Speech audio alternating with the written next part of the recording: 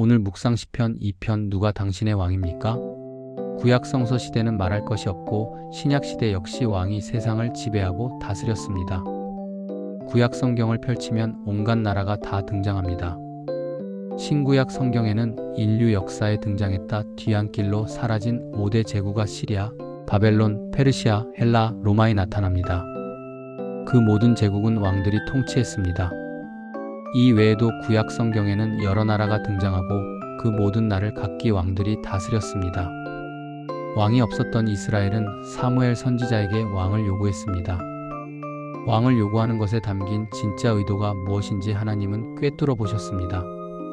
진정한 왕이신 하나님을 왕으로 모시지 않고 배척한 것이며 속내는 왕이신 하나님의 말씀을 듣지 않으려는 태도에 지나지 않는다는 것을 아셨습니다. 이스라엘 백성이 이런 정도라면 다른 나라는 더 말할 것이 없습니다. 이방 나라 왕들과 백성들은 우상을 섬겼습니다. 하나님을 업신여긴 것은 물론 하나님 나라 백성을 우습게 여겼습니다. 그들은 하나님을 두려워하지 않았고 하나님께서 기름 부어 세우신 왕을 거역했습니다. 역사를 주관하시고 세상을 경영하시는 하나님을 왕으로 모시지 않고 두려워하지 않으니 하나님의 통치와 다스림을 족쇄와 사슬처럼 여길 수밖에 없었습니다. 성경 말씀을 통해 알 수 있듯이 심지어 이스라엘 백성 역시 하나님의 말씀을 거추장스럽게 여겼습니다. 하나님을 왕으로 모시지 않는 사람, 하나님께서 기름 부어 세우신 이를 왕으로 인정하지 않는 사람은 필연적으로 하나님을 두려워하지 않고 하나님의 말씀을 무겁고 힘들고 귀찮은 족쇄와 사슬처럼 느낄 수밖에 없는 법입니다. 예나 지금이나 이 사실은 변하지 않습니다. 먼저 하나님을 왕으로 모시지 않는 사람들을 보십시오. 그들은 하나님은 없다라고 주장합니다.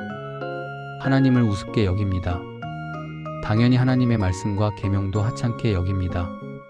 말도 안 되는 우스갯소리나 억지스러운 무엇으로 여깁니다. 십계명은 서구 사회의 법률 및 윤리체계 발전에 지대한 역사적, 문화적 영향을 미쳤습니다. 이것은 부인할 수 없는 사실입니다. 이 시대를 살아가는 대다수 서구인과 서구 문명의 영향을 받은 우리나라 사람의 대다수는 십계명을 낡은 구닥다리로 여깁니다. 지금 세상에서는 통용할 수 없고 영향력을 잃어버린 무엇으로 취급합니다. 하나님을 두려워하지 않고 왕으로 모시지 않기 때문에 일어나는 현상입니다. 굳이 서구인을 예를 들 필요는 없습니다. 이 시대를 살아가는 많은 사람이 자기 자신을 왕의 자리에 올려놓습니다. 내 인생의 주인은 나라고 여깁니다. 내가 원하는 대로 살아가는 삶을 좋은 삶이고 살아갈 만한 삶이라고 추켜 세웁니다. 예수께서는 사람이 하나님과 재물을 겸하여 섬길 수 없다고 하셨습니다. 이 시대를 사는 대다수 사람은 하나님이 아니라 재물을 왕으로 모시고 섬기는 것처럼 보입니다. 물질만능주의, 배금주의, 황금만능 사상이 이 시대를 지배하고 있다고 말해도 지나친 말은 아닙니다. 당연히 하나님을 가볍게 여기고 하나님의 말씀을 불편하고 귀찮고 무거운 족쇄나 사슬처럼 여깁니다. 그리스도인이라고 자처하는 사람에게도 이런 현상은 얼마든지 나타납니다. 하나님의 말씀을 기호에 맞춰 취사 선택합니다. 듣기 좋고 기분 좋은 말씀에는 밑줄을 긋습니다. 듣기 좋은 설교, 내 맘에 와닿는 설교를 선호합니다.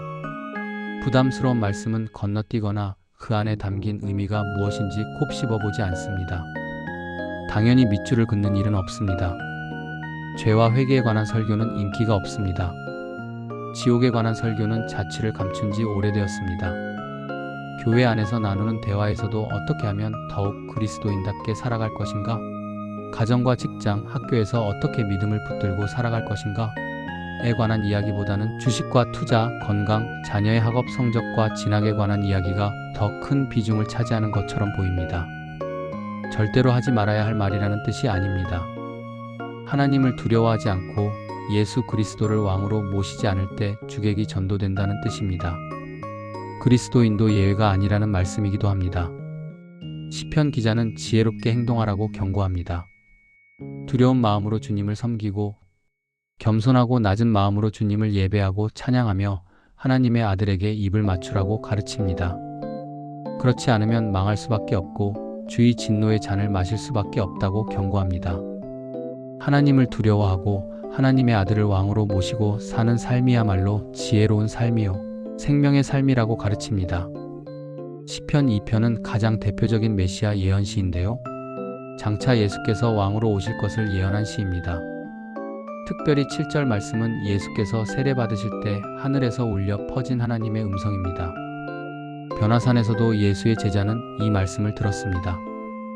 공관복음에 기록된 말씀과 변화산에서 울려 퍼진 말씀은 예수께서 시편 말씀을 성취하신 분이시며 하나님의 아들이자 진정한 왕으로 이 땅에 오신 것을 알려줍니다. 시편 2편 말씀은 우리가 예수를 왕으로 모시고 살아가야 한다는 진리를 가르쳐줍니다. 동시에 지금 우리가 누구를 왕으로 모시고 살아가는지, 누구의 말에 귀 기울이며 살아가고 있는지 점검하게 합니다. 시편 1편 말씀과 연결하면 주의 말씀을 주야로 묵상하는 사람은 예수를 왕으로 모시고 사는 사람일 수밖에 없다는 것을 발견할 수 있습니다. 그 복 있는 사람이 되어야겠습니다. 오늘 기도 1. 말로만이 아니라 삶의 선택과 결정 속에서 예수 그리스도를 참된 왕으로 모시고 순종하며 살게 하소서. 2. 하나님의 말씀을 듣기 좋은 부분만 취하지 않게 하시고 회개와 변화로 이끄는 말씀 앞에서도 겸손히 순복하게 하소서. 3. 익숙해진 신앙과 예배 속에서 하나님을 두려워하는 마음을 회복하여 겸손하고 경외하는 태도로 왕 되신 주님을 섬기게 하소서. 고맙습니다. 복 있는 하루 보내세요.